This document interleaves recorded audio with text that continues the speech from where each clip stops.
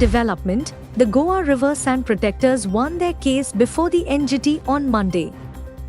Government of Goa agreed to withdraw all ECs granted unconditionally, to go for new DSR report, and grant fresh ECs only after DSR report is available. The law and order situation in the coastal state of Goa has deteriorated further, with yet another shocking incident coming to light. The post-mortem on Harish Tamwar, 20, resident of Bhajja Vihar Ranikera, Delhi, who was found dead on Baga Beach, has confirmed that he was brutally murdered. Tamwar was found dead on the Baga Beach around 200 meters away from Tito's Lane on Saturday. His body was later sent to the GMC for post-mortem examination, where it was revealed that Tamwar has multiple stab injuries all over his body and he bled to death.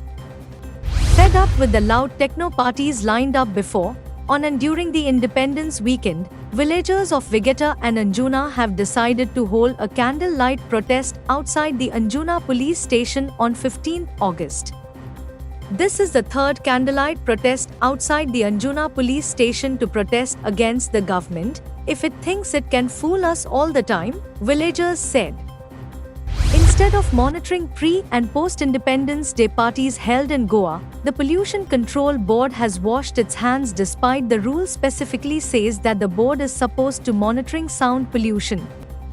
The Goa government under Rule 4.2, read with Rule 2.c, of the Noise Pollution, Regulation and Control, Rules, 2000, notified the State Action Plan for Control of Noise Pollution. The Boram Bridge, inaugurated in 1986, is overloaded with heavy traffic and has caused concern among commuters who fear that the structure could collapse like the major bridge across the Kali River near Karwar, disrupting the lives of thousands of employees and causing hardship to the public.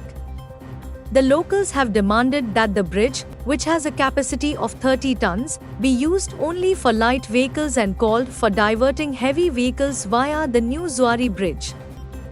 There is one death on Goan roads every alternate day. We lose more people in accidents than to any disease. Of the total 290 accident deaths in 2023, 120 were self-accident deaths. In 2021 and 2022, there were 132 self-accident deaths each. Were they caused due to drivers' faults or bad roads and stray cattle, etc.? Could they have been avoided? The Goa Traffic Cell and Porvorim Police have initiated a trial run of the Porvorim traffic diversion on Monday morning as construction of the 6-lane elevated corridor begins. Traffic originating from Socorro has been diverted to the existing service road, while traffic in Porvorim is rerouted from Delfino's side towards an alternate service road. Stating that librarians have a significant role in promoting a reading culture, Minister for Art and Culture Govind Gowde announced that 48 new libraries will be established, and nearly 79 existing libraries will undergo renovation in the near future. Addressing the gathering on the occasion of National Librarian Day at Dr. Francisco Luis Gomes District Library in Navelim, Minister Govind Gowde, along with Margao MLA and other dignitaries, emphasized the urgent need to promote reading habits.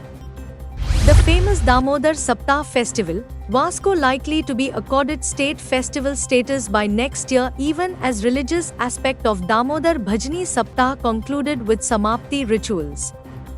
Chief Minister Pramod Sawant, who visited the Damodar temple on the occasion of the 125th year of Damodar Bhajani Saptah festival on Sunday, said that Damodar Saptah festival was likely to get state festival status by next year. 51st death anniversary of Goa's first Chief Minister was observed across the state on Monday. Bandodkar died in office on 12 August 1973 at the age 62. He was seen as a leader of the Bahujan Samaj and worked for upliftment of the downtrodden. Bandodkar laid the foundation for the development of Goa by building primary schools and primary health centers in villages, introducing the concept of tourism hostels, industrial estates, etc., on which subsequent chief ministers expanded. Rampant tree felling adjacent to the Karmali railway station has annoyed Karambolam residents, even as the Konkan Railway claimed that these trees were dangerous for its overhead equipment. The board members of Samarth Enclave Cooperative Housing Society, in an email to the Deputy Conservator of Forest, has stated that trees were felled for 3 days from Friday to Sunday during day and night time by Konkan Railways at Karambolam. Body of an unidentified male was found floating near the Panjim Ribandar Causeway, Monday afternoon. The body was retrieved by police and sent to Goa Medical College. Government must immediately take steps to resolve the traffic congestion issue in Margao. There is a demand that government must take proactive steps to shift the schools which are in the heart of the Margao to Davolim, where a land is already identified to create a school complex, a group of youth from Margao have demanded. The students face lots of dangers while crossing the road. A memorandum in this regard has been handed to the additional South Goa collector. Sao Jose de Ariel defeated Kurtorim Gymkhana 7-6 via the tiebreaker to enter into the quarterfinals of the Kana Benolim Super Soccer Inter-Village Football Tournament organized by Kana Benolim Sporting Association and played at St. John Baptista Football Ground, Benolim on Sunday.